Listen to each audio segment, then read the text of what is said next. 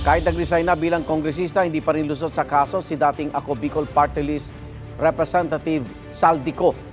Isa si Ko sa mga idinadawit sa issue ng flood control na inirekomenda ng ICI. Sa Ombudsman, nakasuhan. May unang balita si Sandra Aguinaldo. Tapos na ang 10 araw na palugid para magbalik bansa si Ako Bicol Party List Representative Zaldico matapos bawiin ni House Speaker Faustino Boje D. III ang travel clearance ng kongresista. Pero walang Zaldico na nagpakita sa kamera. Sa halip, ipinost sa kanyang Facebook page ang kanyang pagbibitiw bilang miyembro ng kamera. Ayon kay Ko, dahil yan sa aniya ay totoo at malubhang banta sa buhay niya at ng kanyang pamilya. Ipinagkait din umano ang kanyang karapatan sa due process. Agad-agad na epektibo ang pagbibitiw ni Ko. Noong Hulyo pa naka-medical leave si Ko sa gitna ng kontrobersya sa flood control projects. Si Ko ang dating chairman ng makapangyarihang House Committee on Appropriations na nabahira ng issue ng budget insertions. Nagtungo ng Amerika si Ko para magpagamot pero binawi kamakailan ni Speaker D ang kanyang travel authority. Sa pinakahuling impormasyon ay wala na sa Amerika si Ko na sinasabing nasa bansang Spain ngayon. Sa kanyang sulat, sinagot ni Ko ang ethics complaint na isinampa laban sa kanya ni Navotas Representative Toby Tiangco. Itinanggi ni Ko na siya ang naging utak ng inihabol na insertions at realignment sa 2025 national budget. Malabo raw kung hindi man imposible na nakapagpasok siya ng insertions nang hindi nalalaman ng mga miyembro ng Kamara at Senado. Dumaan din aniya dapat sa mabusising pagsusuri ni Pangulong Bongbong Marcos ang General Appropriations Act nung pinirmahan niya ito. Mainam daw kung hihintayin muna ng Ethics Committee ang desisyon ng Supreme Court at Ombudsman sa mga kaso kaugnay nito.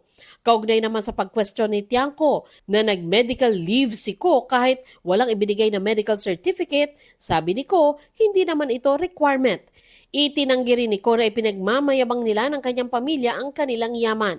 Wala raw nagbago sa kanilang pamumuhay mula nang mahalal siya sa pwesto.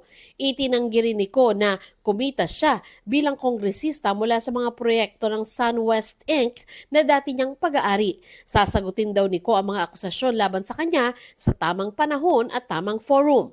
Sabi pa ni Ko, ipatatanggal na niya ang kanyang mga personal na gamit sa kanyang opisina sa Batasang Pambansa. Ang party list aniya ang mag-aabiso sa Kamara kung sino ang papalit kay Ko. Sa iwalay na sulat, nag-leave din si Ko mula sa Ako Bicol Party List. Sa ilalim ng batas, ang papalit sa nagbitiw na party list representative ay ang susunod na kinatawan sa listahan ng mga nominee na isinumite ng grupo sa COMELEC. Giit naman ni Tiangco, kahit nag-resign si Ko bilang kongresista, hindi siya makakatakas sa mga kaso sa korte. Pag-iwas yun sa mas marami pang tanong sa Ethics Committee. Kahit naman mag-resign siya, hindi naman siya makakaiwas.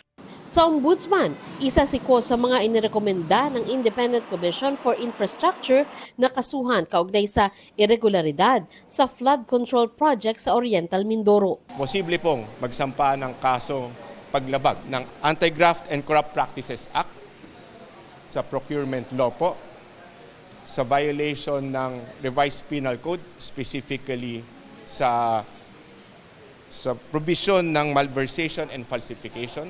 And of course, isa po dito ay yung paglabag sa Code of Conduct of Public Officers and Employees.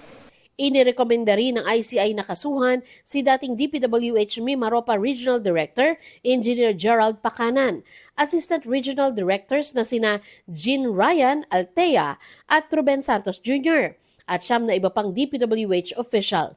Damay rin sina Aderma Angeline Alcazar, ang presidente at chairman of the Board of Directors ng SunWest, pati ng 4 na miyembro ng Board of Directors. Ang ICI nga, gaya po sa parating sinasabi, ay nagbabase po sa ebidensya.